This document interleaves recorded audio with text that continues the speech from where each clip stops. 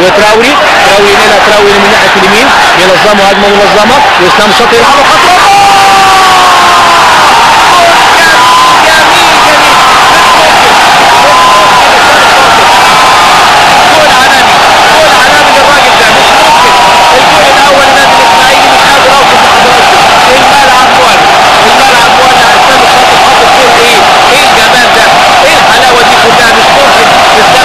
تاني بيستلم تراوري، واحمد فتحي بيعدي، احمد فتحي تترد، محمد حمص والكره الطويله من محمد حمص برضه نفس اللعبه في نفس المكان، اسلام الشاطر وخطره جدا. هوبا جول،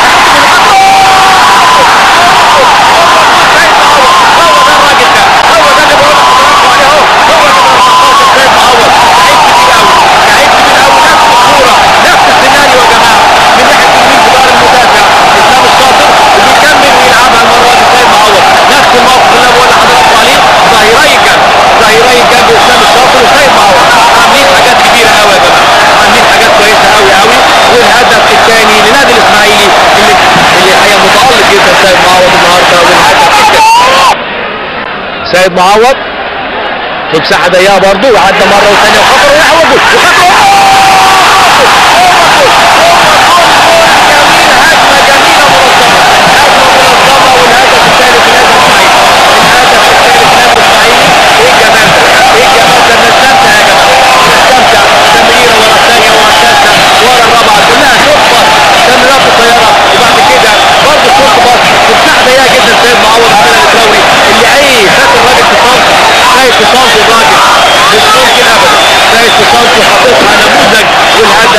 الثالث للنادي الاسماعيلي، الهدف الثالث للنادي الاسماعيلي، اداء عالي جدا وراقي جدا للنادي الاسماعيلي.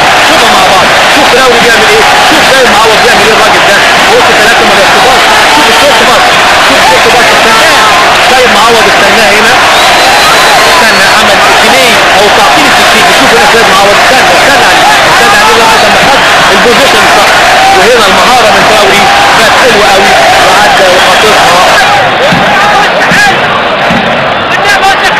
هيلعب سيد على امل قريب تتلمس كوره خطره،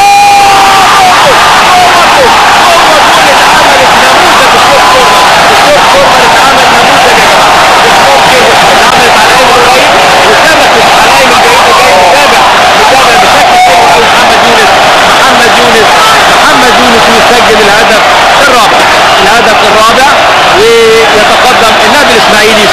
شوف بكير فرحان طبعا لان الاداء عالي، بيأدوا اداء عالي جدا.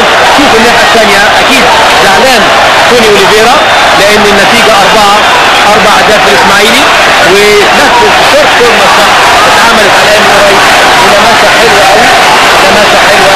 شوف كل لمسه زي الراجل تراوي من على امل قريب، وجيب من على امل بعيد محمد يونس اللي هو غير مراقب محمد يونس